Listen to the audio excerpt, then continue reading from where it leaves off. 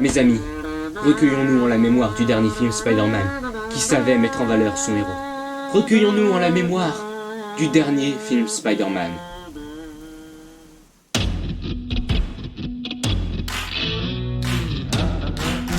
Bonjour tout le monde, aujourd'hui on se retrouve pour parler du film The Amazing Spider-Man 2. Bon, alors je dis aujourd'hui, mais techniquement c'est le même jour que j'ai filmé ma critique de The Amazing Spider-Man 1. Quand je sortirai la vidéo, ce sera pas le même jour parce que je suis pas capable de faire le montage des deux en même temps. Bref, faut se dépêcher parce que sinon le soleil va se coucher, je vais avoir une lumière toute pourrave, ce qui serait dommage parce que le film quant à lui a une lumière des plus somptueuses, on va y revenir. Donc du coup, il va falloir se manier, histoire d'être en cohérence avec le film. Mais bref, pour commencer, je vous sachez que ce film en fait c'est The Amazing Spider-Man 2 qui est la suite de The Amazing Spider-Man 1 et qui est réalisé par Mark Webb qui a également réalisé le premier volet. Le film est sorti en 2014 et c'est le film qui est considéré comme le pire film Spider-Man généralement avec le premier film. Le premier film et celui-là, de toute façon tout le monde les déteste pour une raison absolument inconnue. Donc moi je vais essayer de vous dire en quoi pour moi c'est des films plus que corrects. Donc pour commencer, je veux que vous sachiez que c'est mon avis personnel sur le film, même si évidemment j'essaye au maximum d'être objectif parce que l'objectivité on en raffole, on aime bien ça, c'est succulent. Et si vous n'êtes pas content, si vous avez un avis différent, n'hésitez pas à en débattre avec moi dans les commentaires. Bon visionnage. Alors que Spider-Man est partagé entre ses deux vies, et donc entre son amour, sa culpabilité et son devoir, et ben un ami d'enfance oublié va ressurgir et de nouvelles menaces vont arriver et ça va remettre en question ses responsabilités. Putain, ça commence à devenir dur de faire des résumés différents à chaque nouveau film Spider-Man. Bref, on parle de l'univers et de l'ambiance du film. Le film a totalement lâché cette volonté d'être réaliste qu'avait le premier film pour se tourner cette fois vers un univers totalement super-héroïque qu'on assume parfaitement, et Claire et Gratiel sont au rendez-vous. Du coup, je trouve que le film a une identité visuelle beaucoup plus distincte. Déjà, on a cette utilisation du vert dans presque chaque plan du film, ce qui semble rappeler du coup l'omniprésence d'Oscorp, la corporation scientifique, donc qui a l'air vraiment d'être partout et qui est au cœur de cette version du personnage. Mais je trouve que le film a surtout une ambiance de liberté. Il y a plein de plans sur la ville, sur les gratte-ciels où tu vois Spider-Man se balader, et je trouve que le film arrive à te donner ce sentiment que tu as quand tu joues à un jeu vidéo open world. Ce sentiment que tu arrives dans un monde où tu peux aller partout, tu peux faire ce que tu veux. Le film te donne vraiment l'impression que tu es dans un monde ouvert, que tu es libre, que tu es Spider-Man. Good morning, New Yorkers. Looking for another beautiful day here in the city. Few clouds to start us off. Bref, on passe au scénario. Pour moi, c'est plus ou moins le même problème qu'avec Batman v Superman ou bien Spider-Man 3 de Sam Raimi. C'est-à-dire qu'on a beaucoup d'ambition, on veut réunir plein de personnages, introduire plein de nouveaux personnages, on veut lancer un univers partagé, bref, on veut faire beaucoup de choses, et je ne parle même pas des ennuis avec les studios qui veulent modifier le film pendant sa production. Bref, c'est moins important je trouve que dans Spider-Man 3 ou Batman v Superman, ça reste un scénario qui tient debout quand même, mais qui a pas mal de défauts. D'après moi, le plus gros problème du scénario, c'est qu'il est pas hyper bien équilibré. Je veux dire par là qu'on passe beaucoup de temps sur le personnage d'Electro qui au final s'avère être plus une menace qu'un réel antagoniste qui va développer le héros, et du coup on perd du temps qu'on aurait pu utiliser pour beaucoup plus mettre en avant l'histoire entre Harry et Peter qui est réellement le cœur du film.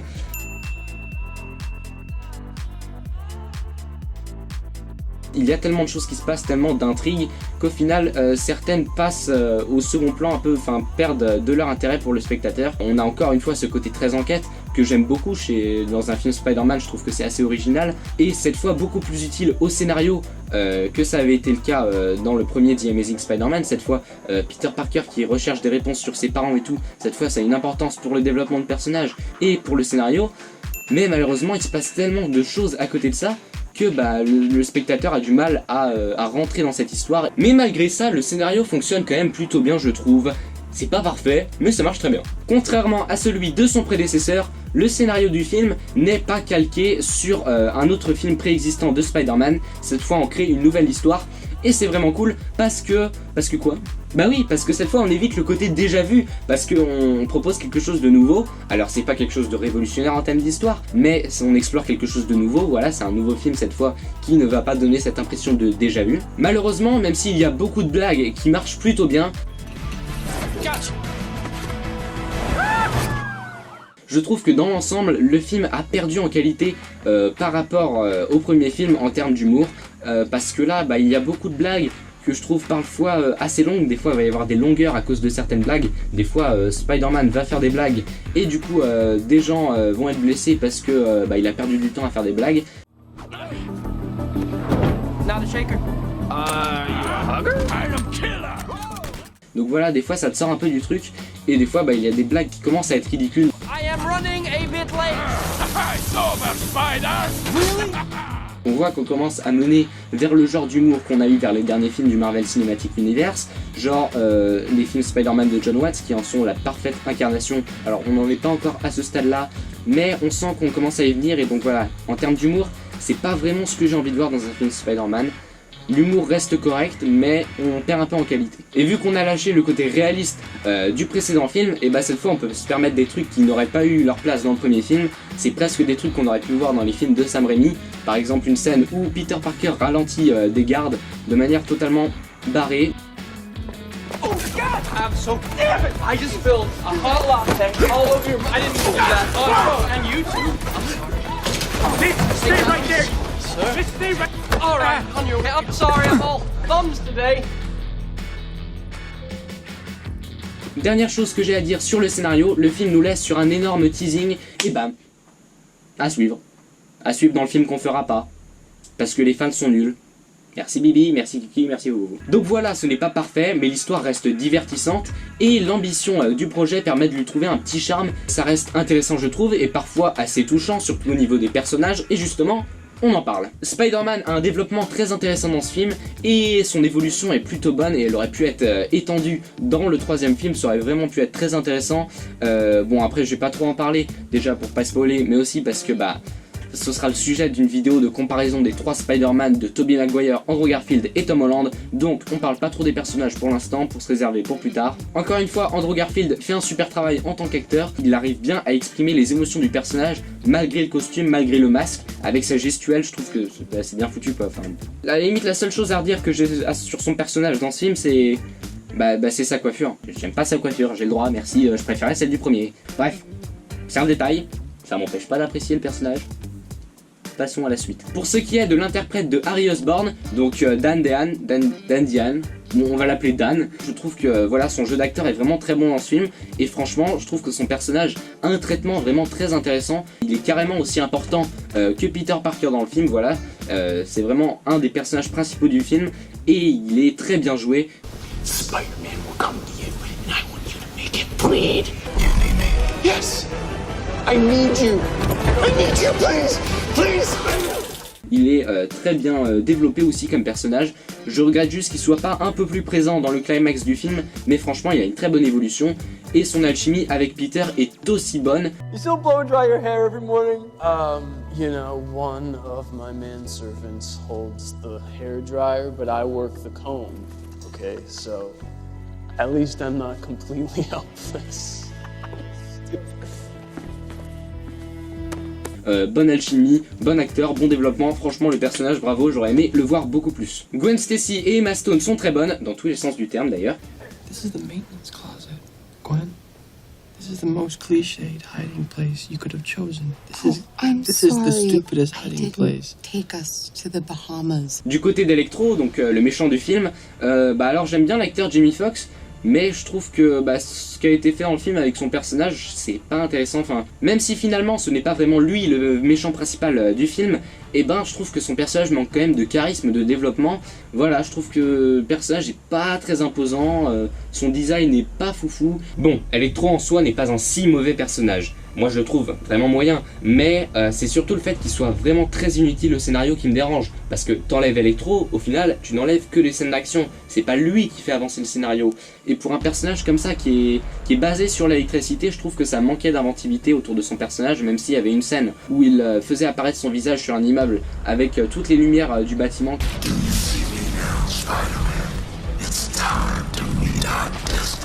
Mais à part ça, je trouve qu'on n'a pas tant que ça utilisé ce qu'on aurait pu faire avec son personnage, ses motivations, voilà, c'était un bon départ, mais ça justifiait pas tout ce qui se passait. Même s'il y a quelques points qui sont bien avec Electro, globalement je trouve que le personnage est vachement raté, et c'est vraiment ce qui manque pour moi à ce film, pour être vraiment meilleur que The Amazing Spider-Man 1, c'est que il lui manque c'est son méchant en fait qui pose problème. Et pour finir, je vais parler du Rhino. Alors je sais que le personnage n'est pas censé être futé, mais là c'est le bon gros méchant qui gueule.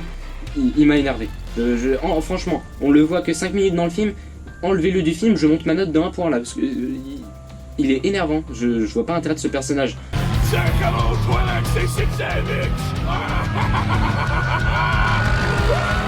Tu as une intro du film qui met en valeur ton héros, t'as l'impression que tu vas regarder un film épique, et là t'as l'autre gars qui...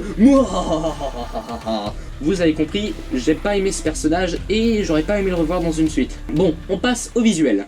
Pourquoi vous détestez ce film? C'est le film Spider-Man le plus beau visuellement après les films de Sam Raimi.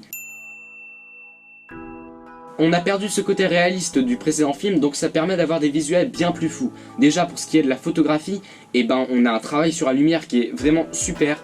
Quand Spider-Man se balance dans les rues de New York en plein jour, tu as des reflets sur les murs des bâtiments, c'est juste super beau. Je veux ces reflets, tu vois. Je veux aller dans un magasin, acheter le reflet du bâtiment. De nuit aussi, tu as de très belles couleurs, tu as des éclairages vraiment très colorés. Ça rend vraiment super bien, mais c'est pas pour autant trop coloré, c'est pas une image saturée, c'est bien dosé. C'est à la fois sombre, mais avec des beaux contrastes de lumière, donc voilà. Bon, il y a quelques moments où tu as trop d'effets numériques et trop de couleurs, mais dans l'ensemble, la photographie est vraiment bonne, elle est excellente. Et je vais être franc, la réalisation de Marc Webb est loin d'être flemmarde. Il a fait quelque chose d'intéressant, les plans sont hyper dynamiques, déjà on a une quantité de plans débulés qui sont pas forcément toujours utiles dans la narration, mais ces plans inclinés rendent vraiment toutes les scènes d'action ou même de dialogue vraiment beaucoup plus dynamiques. C'est aussi le film Spider-Man qui met le plus en valeur les balancements de Spider-Man dans les rues de New York City, et ça c'est vraiment hyper jouissif. T'as des genres de mini plans séquences où Spider-Man se balance dans les rues, et tu as des combats qui sont filmés hyper bien dans des espaces clos. Tu as un combat entre Spider-Man et un ennemi volant dans un tout petit espace, dans un bâtiment.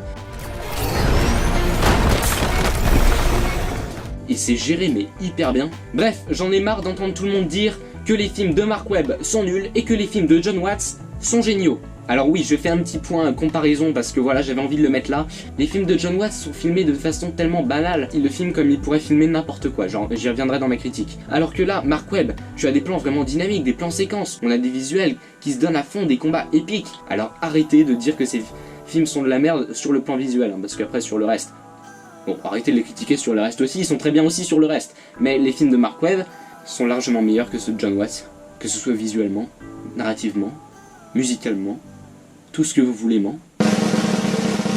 Et ne dites pas que je mens. Bon, à part ça, les effets spéciaux sont très bons, à part quelques tout petits moments, mais dans l'ensemble ils sont vraiment excellents. Et pareil pour les décors, qui sont très très bons, sauf dans le combat final contre Electro, où là on a des décors bien nazes et très peu inspirés, mais sinon tout le reste du film, très bons décors, très bons effets spéciaux. Dans l'ensemble, The Amazing Spider-Man est vraiment super visuellement, alors ce n'est pas un travail de maître, mais pour un divertissement blockbuster, c'est plus que la moyenne, et franchement c'est très bon, du très bon travail visuel.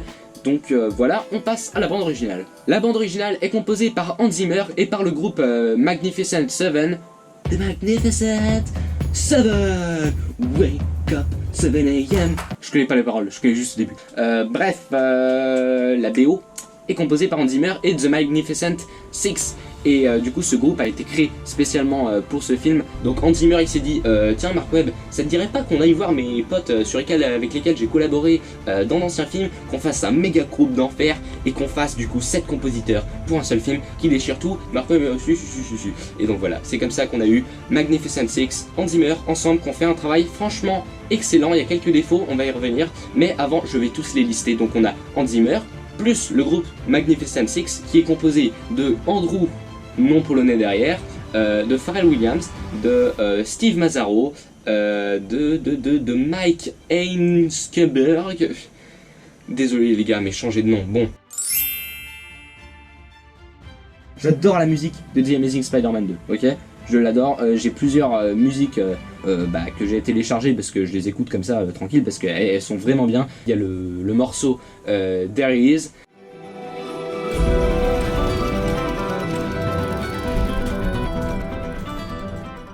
Il y a My Enemy.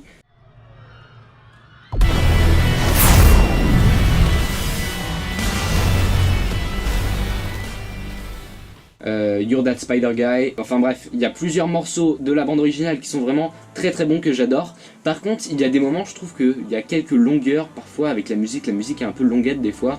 Et le thème principal de Spider-Man, je trouve qu'il manque un petit peu d'originalité. Je trouve que ça fait un peu trop thème de super-héros classique.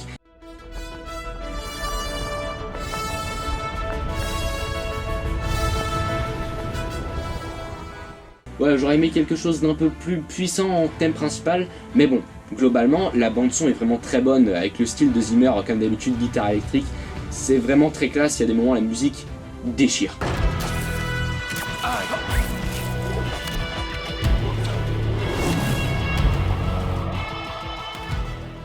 La musique de Max Dillon, par exemple, je la trouve plutôt ridicule. Par contre, la manière dont son thème est remixé, donc on garde la mélodie principale, mais on ajoute beaucoup plus de punch, beaucoup plus d'électricité quand le personnage devient Electro, le méchant. Au final, ouais, ça va avec le développement du personnage. Il passe d'un gars ridicule que personne n'aime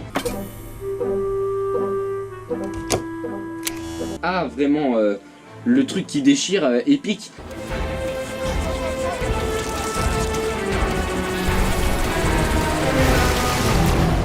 Un truc qu'on peut remarquer avec la bande originale liée à ce personnage, c'est qu'il y a des paroles, ce qui est assez rare dans les bandes originales de films. Les paroles représentent les pensées d'Electro et donc montrent en quelque sorte son développement, ses motivations, donc pourquoi il devient un méchant.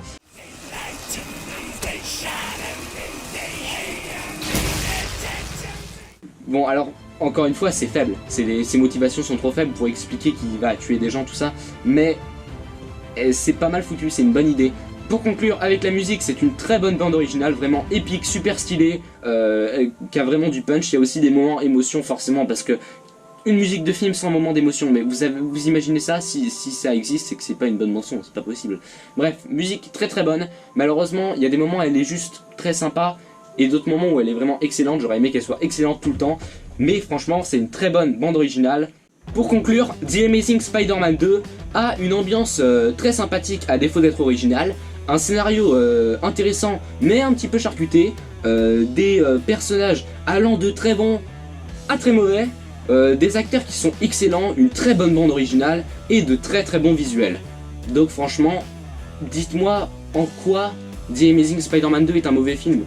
Bref, si je devais lui donner une note en essayant d'être objectif comme d'habitude, je lui mettrais environ 14 sur 20, donc la même note que The Amazing Spider-Man 1. Alors personnellement, subjectivement, j'ai une préférence pour The Amazing Spider-Man 1 qui est un de mes films préférés, mais c'est vrai que je pense que The Amazing Spider-Man 2 est quand même meilleur que The Amazing Spider-Man 1, pas assez pour lui mettre une note de plus, mais alors c'est ça qui est un peu spécial avec mon avis sur le film, c'est que sur pratiquement tous les aspects, je trouve qu'il est meilleur que The Amazing Spider-Man 1, donc on a un scénario qui est une nouvelle histoire, on a des visuels qui sont bien plus impressionnants, une musique qui est aussi beaucoup plus marquante, et voilà, dans l'ensemble, c'est quand même une amélioration du premier film, mais sur chaque point également, je trouve qu'il y a quelque chose qui fait un pas en arrière. Donc au niveau des personnages, on a Electro qui vient un peu gâcher tout.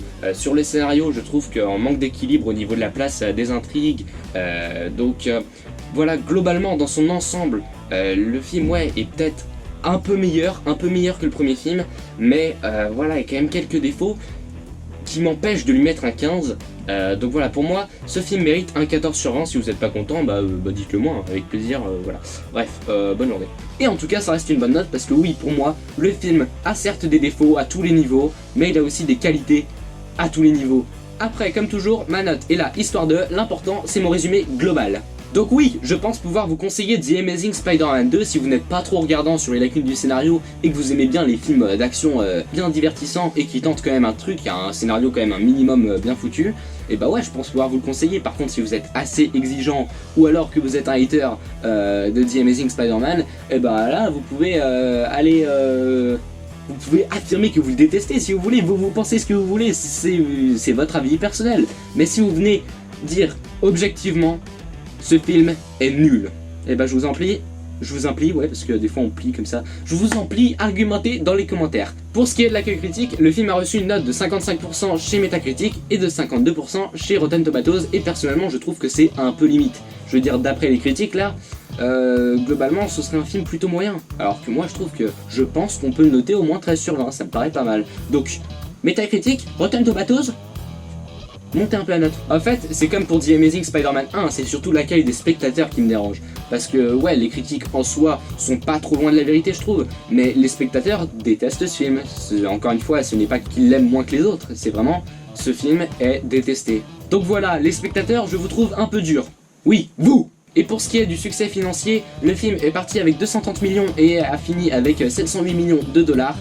Et techniquement c'est un succès un peu moins grand que celui du précédent film, mais ça reste un succès, mais c'était en dessous des estimations du studio. Donc voilà, les studios attendaient plus d'argent, les studios attendaient évidemment forcément des critiques plus positives. Résultat, le troisième film est annulé. On parlera peut-être du troisième film et de cet univers annulé dans une prochaine vidéo. Je dis bien peut-être, c'est pas sûr parce que je suis déjà à la bourre niveau timing. Bon bah voilà, c'en est tout pour cette partie sans spoilers. Pour ceux qui vont s'en aller, j'espère que vous avez apprécié cette vidéo. Et pour ceux qui ont déjà vu le film ou qui n'en ont rien à cirer de se faire spoiler, on passe en partie spoilers. Salut!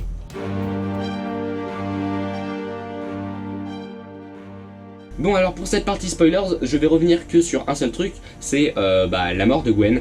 Voilà, ça c'était le spoil qui te ratatine là. Si t'avais pas vu le film, si tu voulais pas te faire spoiler, tu l'as dans le cul la balayette. Et du coup, ce qui fait que, ma phrase n'a aucun sens, la mort de Gwen, elle est hyper bien mise en scène. Je veux dire, la scène déjà, les décors sont superbes, la photographie, enfin, ce côté, cette horloge moitié gothique qui donne... Enfin, t'as l'impression d'être à Gotham City, ça j'adore, avec les vitres vertes de la tour de l'horloge. Bref, l'ambiance de la scène est dingue, mais en plus de ça, putain, la mise en scène quoi. Genre, t'as littéralement Spider-Man qui est en train d'essayer d'arrêter le temps pour empêcher la mort de Gwen. Il stoppe les engrenages pour arrêter le temps, et là elle tombe, et ralentit, le temps s'arrête, et après du coup, elle tombe entourée par les engrenages, donc le temps qui tombe jusqu'à s'arrêter quand l'aiguille sonne sa mort quoi, son heure a sonné. Waouh, mise en scène quoi, bravo.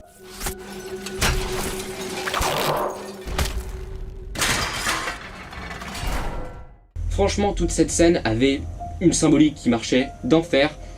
Imaginez ce que Mark Webb aurait pu nous offrir dans les suites, bon sang de bonsoir. Bref, c'est tout ce que j'avais à dire pour cette partie spoilers. Maintenant vous savez ce que je pense du film. Si vous avez aimé cette vidéo, tant mieux pour vous. Sinon, tant pis pour moi. J'espère qu'on se retrouvera bientôt pour une prochaine vidéo. Parce que si on se retrouve pas bientôt pour une prochaine vidéo, ça veut soit dire que je suis devenu muet, ou que je suis mort.